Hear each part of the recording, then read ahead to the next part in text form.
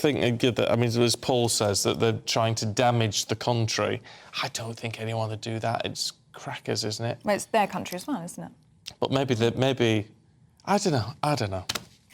It's got you talking. I'm on the fence. That's for sure. I'm on the fence. I would sort of like to see all these laws go in a way, because we're now not part of the EU, so I have EU laws, but perhaps it is more problematic than that. Who were you talking to the other day that said that with a good bunch of lawyers you could do it very quickly? It was an interview I heard on the radio, and it was 6 months ago. But sort of saying it was a lawyer who specialises in this sort of thing, says there's no reason why this just couldn't get done very quickly, within a few months, with a decent group of lawyers. So, and he was an expert in this field, but I'm not, so I don't know. No. Depends who you believe. John says they've had 8 years to unpick EU laws.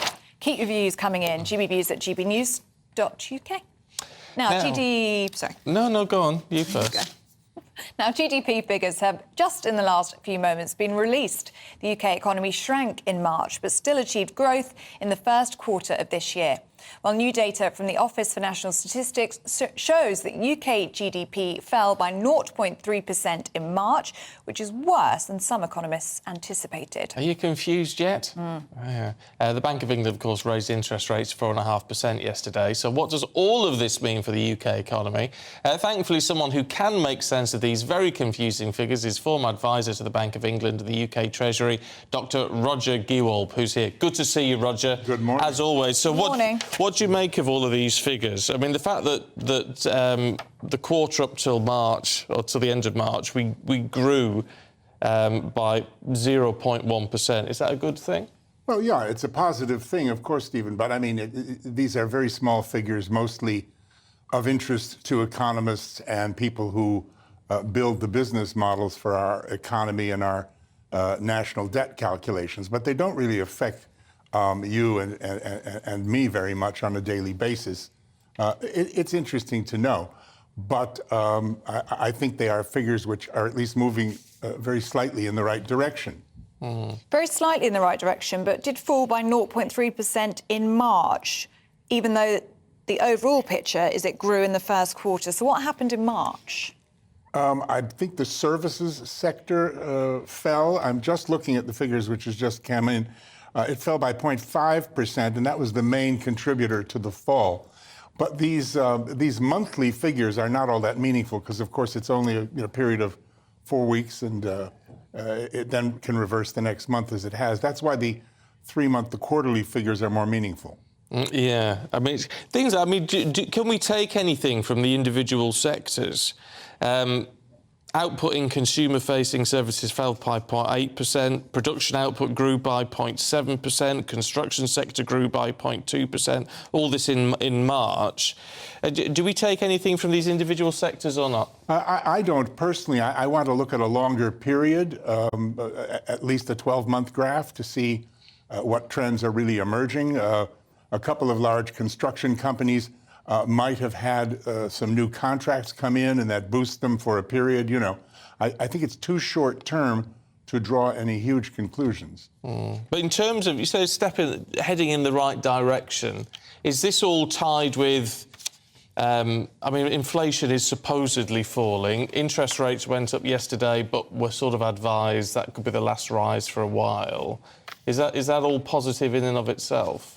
Well, no, I don't think the interest rate rises are positive. The GDP growth and the even small increments being positive is, of course, good news rather than it being the other way.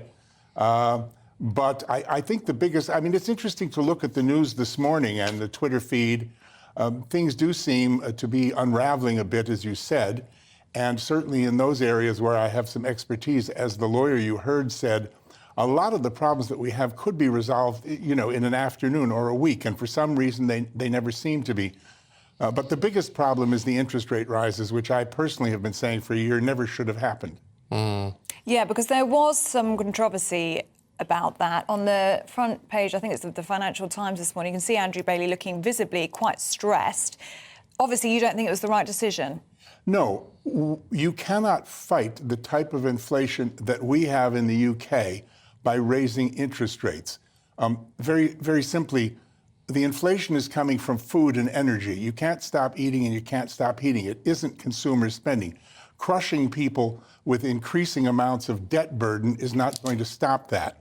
And they just persist. The dots are starting to connect now. People are starting to talk about Rishi and his government, rolling back on various promises, possibly over-promises. Now this morning they're saying, well, gosh, maybe the fight against inflation isn't working. Maybe the interest rates aren't working. Well, many people could have told them that a very long time ago. And to put it in perspective, I just asked myself, if a football manager lost 12 consecutive games, totally, would they not be escorted off the pitch? Well, you do. I mean, do you think then, if you think the dots are being joined somewhat, do you think we're heading to a point where actually we could start to see the interest rates being rolled back, even though they are just at what we'd consider normal levels 10 years ago? Well, we have the kind of inflation that falls by itself. In 2009, we had a similar situation. The then leadership of the Bank of England didn't touch interest rates. They left them at 0.5% for 3 years. And the inflation cost push, it's called, disappeared by itself. It's scheduled to go down to 2 or 3% next winter. No credit to any of all these folks who are claiming credit for it. It's happening in 10, 12 other countries as well. At that point, yes, Stephen, they'll absolutely have to reduce interest rates. Roger, good to see you this morning. Thank you very much indeed. Thank you. Thank you. Now, the time is 17 minutes past 7.